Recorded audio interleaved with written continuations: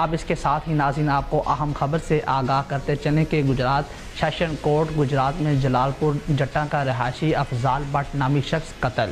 ذرائع کے مطابق یہ بتایا جا رہا ہے کہ مقتول عبوری ضمانت کے لیے سیشن کورٹ آیا تھا کہ جسے اس کے رشتہ دار زہیب نامی شخص نے قتل کر دیا۔ اسی حوالے سے مزید بتائیں گے گجرات سے ہمارے نمائندے حافظ محمد زبیر۔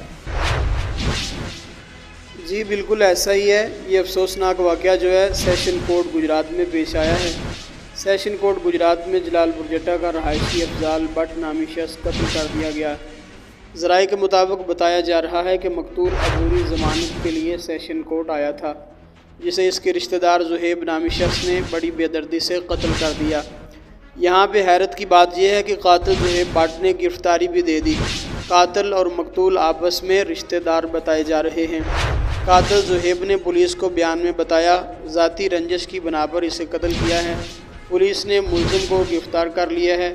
پولیس کا یہ کہنا ہے کہ مزید تحقیقات جاری ہیں۔ جی